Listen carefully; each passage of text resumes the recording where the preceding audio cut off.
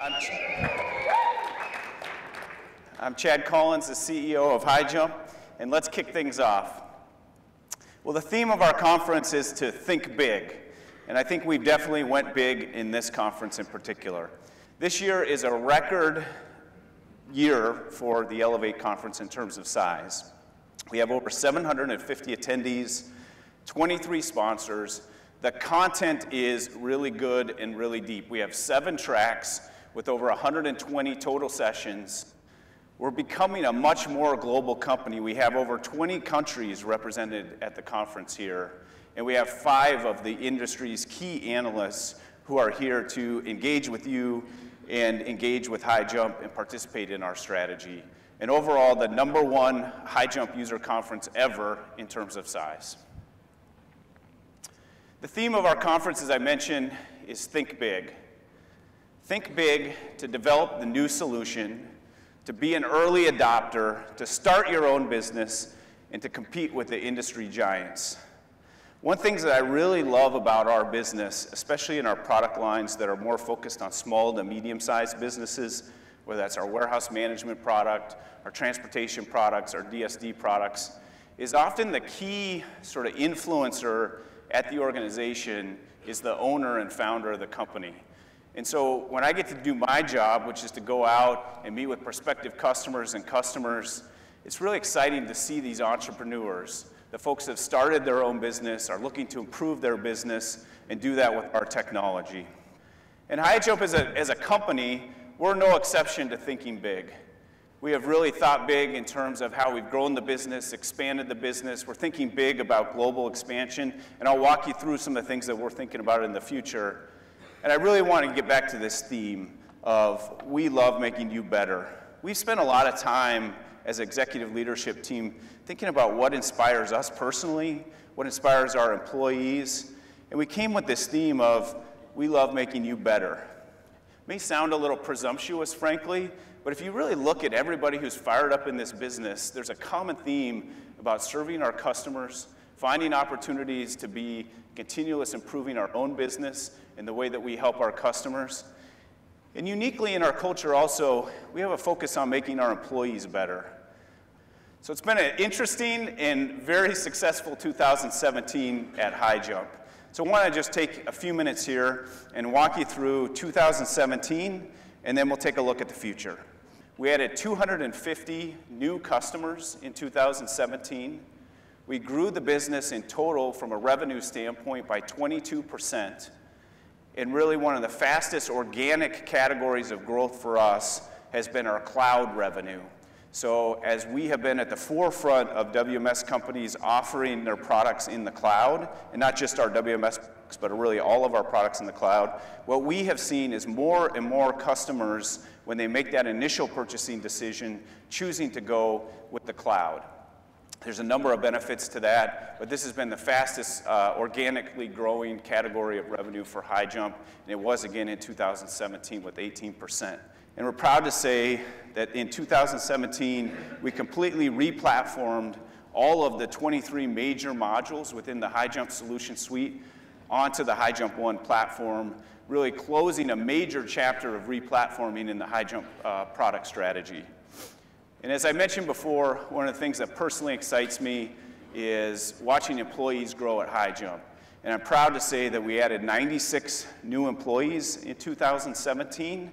We also made an acquisition in 2017. In February, we put our business together with the Vitec business. Now, Vitec has been a long-term HighJump partner. They had really 2 components to their business. One is a HighJump Warehouse Advantage implementation capability, sort of known for doing complex, highly automated, and with very high quality delivery of HighJump Warehouse Advantage services. They also have a strong business in enabling warehouses with voice technology. In 2017, we also made great progress on our product strategy. So we had 3 main themes in our product strategy and development for 2017. One was around the human experience with our applications. We've also moved forward in mobilizing the supply chain. I think all of us are doing more and more work from our mobile phones than sitting behind the desk in a traditional PC and screen and keyboard environment. And we realize that that's happening in the supply chain.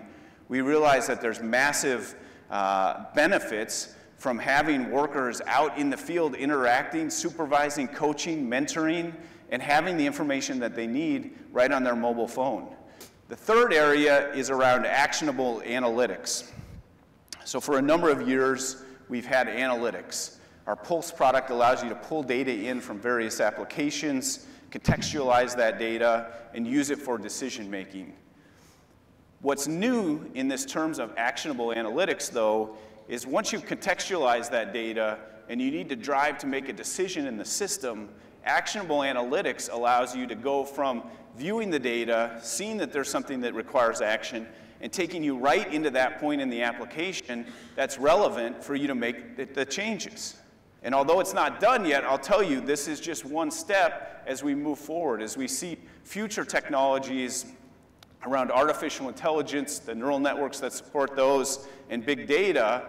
All this work we've done in actionable analytics get us prepared to the point where we can contextualize the data, view it, then rather than you needing to go into the system and decide to make those changes and actually put your hands on the keyboard to make those changes, by using those advances in big data and artificial intelligence, we're preparing to get to the point where the system can make those changes on your behalf based on historical patterns and learning of the system itself. There were 21 major product releases delivered by the team, and as I mentioned previously, all 23 of the major modules in the product suite now have been re-platformed on the HighJump One product technology. We also got a new owner in 2017. We felt we needed to do some larger mergers and acquisitions. So we found Kerber, and Kerber is a German, 3 billion euro German industrial holding company that has focused on logistics as a growth platform.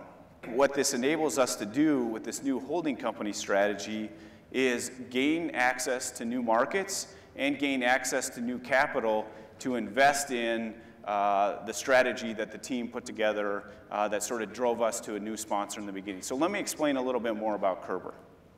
And one of the most unique things here is that there's one shareholder of Kerber, and it's the Kerber Foundation. So the Kerber Foundation does all kinds of neat things in the world, and you're probably wondering, how does a 3 billion euro company end up being owned by a nonprofit organization that does wonderful things in the world? Well, Kurt Kerber, the founder of Kerber, got to the tail end of his career, and he didn't have family to pass his wonderful business that he created to. But he felt compelled to do good things in the world, and he created the Kerber Foundation, and he passed his whole business to the Kerber Foundation.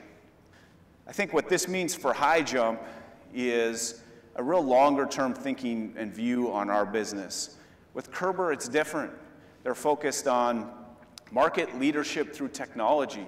Sometimes that takes years to develop. You can't do that with 1 year of investment and then go harvest that 4 years later. So I honestly don't think that HighJump could end up with a better owner than Kerber.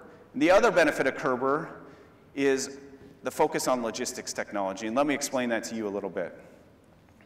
So we're part of a group called Kerber Logistics, and it's organized into 3 segments. We're in that software segment, but let me explain the other 2. So on the far right-hand side there, you see the systems integration business. And these organizations build distribution centers. So they specify DCs, they specify the material handling automation equipment, and they will build the distribution center and resell all the equipment in the distribution center. In the product solutions area, these are organizations that actually build material handling automation equipment. And then there's the software segment. So within the software segment, we have 4 businesses, of course, HighJump, but then Inconso. So Inconso is the market leader in warehouse management systems in Germany. They have some specialization in doing highly automated and complex facilities. They also have some software technology that's not in our product stack today, and we plan to bring in. Similarly, we have some products that are not available in Inconso's product stack, and we expect to bring those into Europe using Inconso's go-to-market strategy.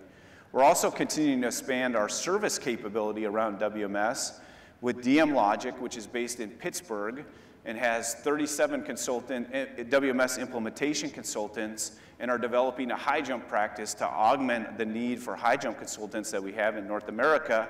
And we have Aberly Software, who focuses on SAP EWM implementations and warehouse control systems within the German market. So if you take a look overall at the software business now, we're now very well represented around the world. We'll be over 230 million in revenue, closer to 1,200 employees now and 4,500 customers.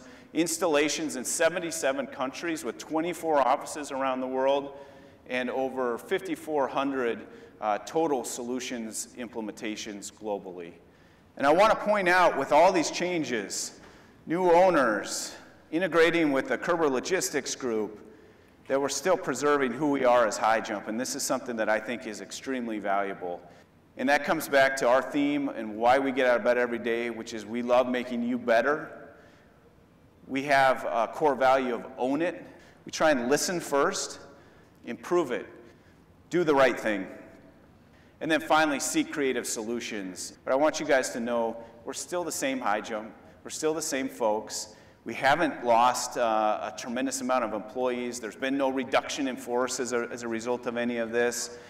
We are HighJump. We still have the same core values, and we look forward to working with you for years to come.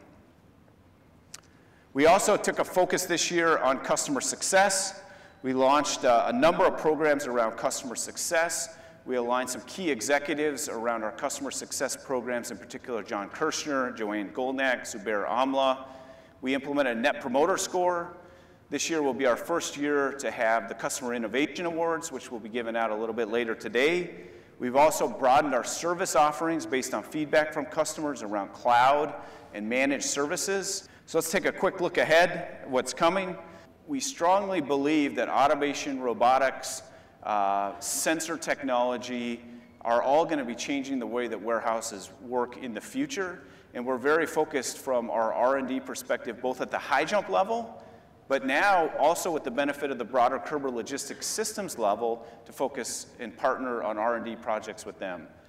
We're also bringing some products and expertise from Econso into the North American market, in particular around warehouse control systems.